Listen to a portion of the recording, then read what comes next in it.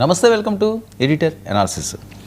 చాలా కీలకంగా ఆంధ్రప్రదేశ్ రాజకీయాల్లో గత కొన్ని రోజులుగా జరుగుతున్న చర్చ. ఏపీ పాలిటిక్స్లో రేపు జరగబోయే లోకల్ వార్ ఎలా ఉండబోతుంది, ఏ రకంగా ఎవరెవరికి ఏ షేరింగ్ ఉంటుంది అన్నది. వైసీపీ ఎట్టి పరిస్థితుల్లోనూ కూడా ఈసారి తన పవర్ చూపించుకోవాలి. ఎందుకంటే 2 సంవత్సరాలు అయిపోయిన తర్వాత కూటమి ప్రభుత్వంపై చాలా వ్యతిరేకత ఉంది. అందుకని మన వైపు వాళ్ళు చూస్తున్నారు అని చెప్పి చాలా కాన్ఫిడెంట్గా వీళ్ళు ఉన్నారు. సరే, ఉందో లేదో అవన్నీ కూడా రేపు ప్రజలు నిర్ణయిస్తారు. మరొక వైపు కూటమిలో కూడా ఏ రకంగా రేపు లోకల్ ఎన్నికలకు సంబంధించి 2024లో ఏదైతే రేషియో ఉన్నదో ఆ రేషియోతోటే వెళ్ళాలా, లేకపోతే లోకల్గా రేపు జరగబోయే స్థానిక ఎన్నికలకు సంబంధించి సీట్లు పెంపు చేసుకోవాలా. సీట్లు పెంపు చేయకపోతే ఏ రకంగా మరి ప్రజలు ఆ పార్టీలకు మద్దతు పెరుగుతారు, ముఖ్యంగా జనసేనకు సంబంధించి. తర్వాత బీజేపీ కూడా కొన్ని సీట్లు ఏమైనా అడిగితే అడుగుండేసి. ఎందుకంటే అన్ని రకాలుగా జనసేన 2024లో 21 సీట్లకే పరిమితమైంది, ఊహించిన విధంగా. ఎందుకంటే 30 అన్నారు, 40 అన్నారు, 50 అన్నారు, చాలా వచ్చినాయి ప్రచారాలు. కానీ అది ఏం కాదు, 21కే వారు పరిమితమయ్యారు. సరే, 21 తీసుకున్నప్పటికీ కూడా 100% స్ట్రైక్ రేట్ కొట్టారు. అది చాలా అద్భుత విజయం. జనసేన చరిత్రలో ఇది ఒక కలికితురాయే. ఎందుకంటే 100% స్ట్రైక్ రేట్, అది ఎన్ని సీట్లు అయినప్పటికీ కూడా చాలా అరుదైన సక్సెస్ని వాళ్ళు సొంతం చేసుకున్నారు. సరే, మరి చాలామంది ఆశావాహులు ఉన్నారు. అధికారం వచ్చిందంటే బెల్లం దగ్గర చీమలు ఎలా చేరతాయో ఖచ్చితంగా ఆ రకంగా చేరతానే ఉంటారు. సదా మామూలు ఎవరు అధికారంలో ఉన్నప్పటికీ కూడా. మరి జనసేనకు కూడా ఈరోజు పవర్ వచ్చింది కాబట్టి సామాజిక పరంగా ఉన్నాయండి, ఇంకో రకంగా ఉన్నాయండి, మాకు ఇది కావాలి, మాకు అది కావాలని అడిగే పరిస్థితి ఉంటుంది. కానీ ఇప్పుడు వరకు అంత ఆశాజనకంగా జనసేనకైతే రాలేదు అనే చెప్పాలి. వాళ్ళు కూడా బహిరంగంగానే మాట్లాడుతున్నారు కదా కొంతమంది. సో పవన్ కళ్యాణ్ గారి మధ్య కానీ, లేకపోతే లోకేష్ గారి మధ్య కానీ, చంద్రబాబు నాయుడు గారి మధ్య కానీ ఎటువంటి చిన్న పొరపాట్లు కూడా లేదు. చిన్న అంశాలు కూడా వాళ్ళ దగ్గర ఉన్నట్లుగా ఎక్కడ కనిపించట్లేదు. ముగ్గురు చాలా ఆప్యాయంగా ప్రేమగా ఉంటున్నారు. సరే, వాళ్ళు ఉంటున్నారు కదా అని చెప్పి కింద కేటర్ అంతా ఉండాలని లేదు కదా. ఇప్పుడు మన ఇంట్లో కూడా ఒక 3-4 ఎవరో ప్రేమగా అభిమానంగా ఉంటారు. మీరు ఉంటున్నారు కదా అని మీ చిన్నాన్నలో, పెదనాన్నలో, మీ అన్నయ్య గారి పిల్లలు, ఇంకోళ్ళ అలా ఉంటారు కదా. ఒక్కొక్కరికి ఒక్కో రకంగా ఒక ఆలోచనలు ఉంటాయి. సో మరి కింద కేటరు ఇంతకాలం మనం జెండా మోసాం కదా 12 ఏళ్ళ నుంచి, కనీసం లోకల్ దన్నా మనకు కావాలి కదా. సర్పంచ్ కిందో, లేకపోతే మున్సిపల్ కౌన్సిలర్ కిందో, లేకపోతే జడ్పీటీసీ కిందో, ఎంపీటీసీ కిందో, ఏదో వార్డు మెంబర్ల కింద, ఏదో ఒకటి. ప్రతి ఒక్కరికి కూడా పదవి అంటే ఎవరు వదులుకోరండి ఈ రోజుల్లోని. తనకు అర్హత ఉన్నా లేకపోయినా పదవి కావాలనే ప్రతి ఒక్కరు కోరుకుంటారు. రాజకీయ జెండా మోసిన వాళ్ళు ప్రతి ఒక్కరు కూడా మనకి ఏదైనా దక్కితే బాగుండు, మనకి ఏదైనా దొరికితే బాగుండు అని. దీనివల్ల కూటమిలో ఏదో విభేదాలు వస్తాయి, ఇంకోటి వస్తాయని నేను అంటలేదు. కానీ ప్రతి ఒక్కరిలో ఆశ పెరుగుతున్నది. సో దీనికి ఏంటంటే జన సైనికులకు కానీ, లేకపోతే పవన్ కళ్యాణ్ గారు వెనకాతలు నడిచిన వాళ్ళకి ఎవరైతే ఉన్నారో, వీర మహిళలు, వాట్ ఎవర్ ఇట్, వాళ్ళందరికీ కూడా ఒక గుడ్ న్యూస్, బంపర్ ఆఫర్ అని చెప్పి నిన్నటి నుంచి పెద్ద ఎత్తున జరుగుతున్న ప్రచారం. జనసేనకు 40%. చాలా ఆశ్చర్యంగా, అసలు 40% ఎందుకు ఇస్తారు, ఎలా ఇస్తారు, ఇంపాసిబుల్ అని అనుకోవచ్చు. కానీ దీనికి ఒక ఈక్వేషన్ కూడా ఉన్నది. ఎందుకు 40% జనసేన కంటే రాష్ట్ర వ్యాప్తంగా ఉన్న 175 నియోజకవర్గాలకు సంబంధించి, సరే 11 వాళ్ళకి తీస్తే, సరే 11 వాళ్ళని కలుపుకున్న అన్ని నియోజకవర్గాల్లో పోటీ చేయాలి కదా.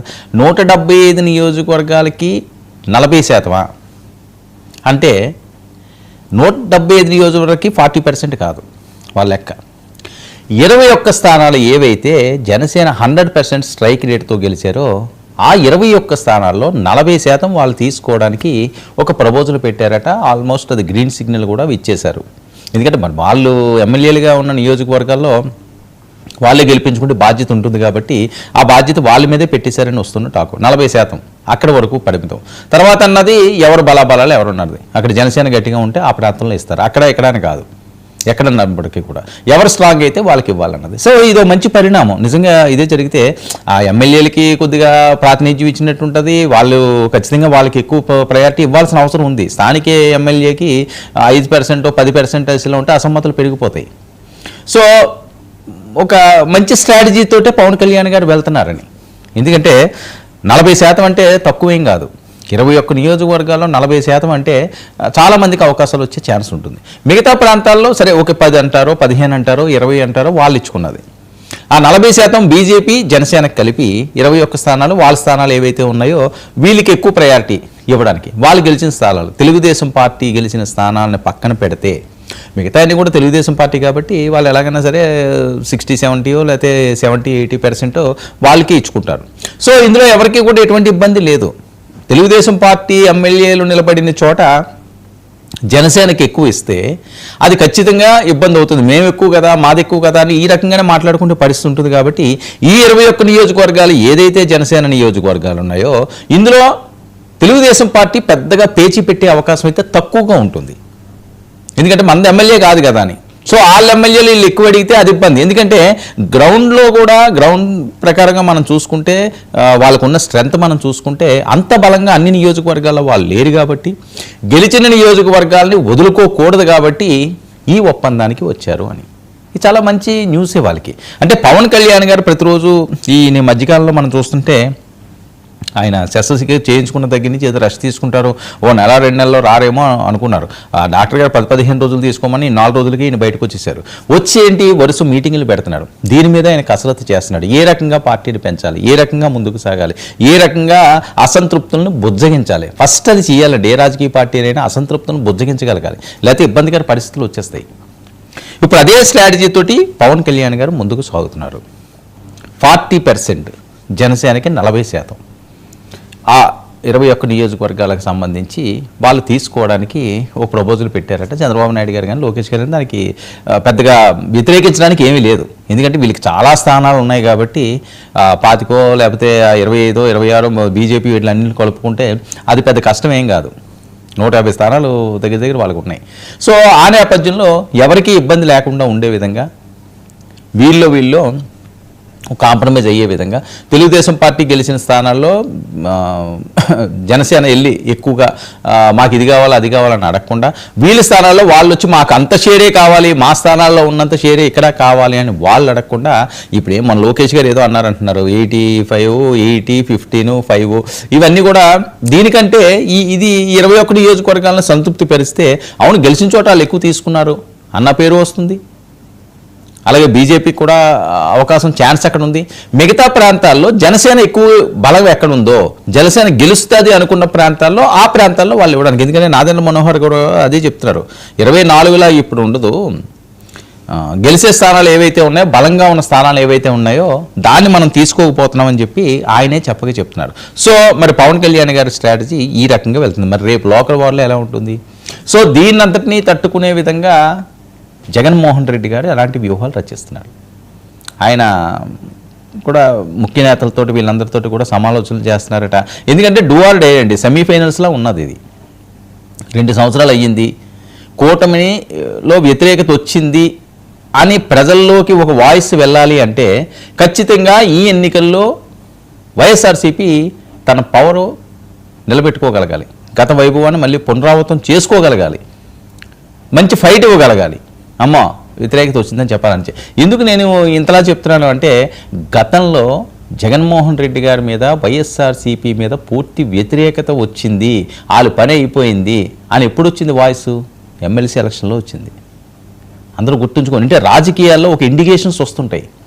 సో వీళ్ళు ఏమనుకుంటున్నారు, ఈ 2 సంవత్సరాల్లో కూటమంతా ఫెయిల్యూర్ అయిపోయింది, ఇంక మనమే గెలాలి అనుకుంటే ఇక్కడ సక్సెస్ చూపించుకోవాలి.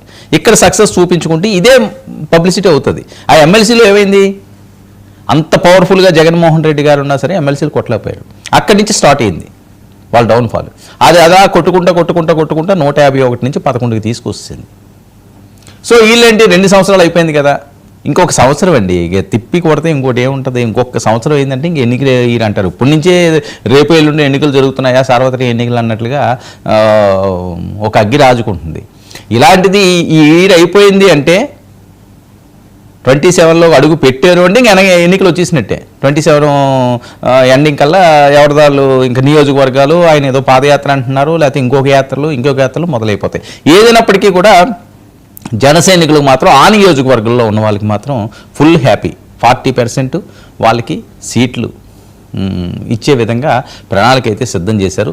మిగతా ఎవరైతే బలంగా ఉన్నారో వాళ్ళని కూడా కొన్ని సీట్లు ఇచ్చి వాళ్ళకి కూడా గెలిపేలా అంటే ఎట్టి పరిస్థితుల్లోని గెలాలి. ఏదో సీటు తీసుకుండి మనం ఏదో వచ్చింది కదా అని చెప్పి సంబరాలు చేసుకోకుండా గెలిచే విధంగా జనసేన వ్యూహాలు రచిస్తున్నారు. అందులో భాగంగానే జన సైనికులకి ఆ నియోజకవర్గంలో ఉన్న వీర మహిళలకి అయితే మాత్రం పవన్ కళ్యాణ్ గారు ఒక గుడ్ న్యూస్ చెప్పబోతున్నారట. 40% మీకే.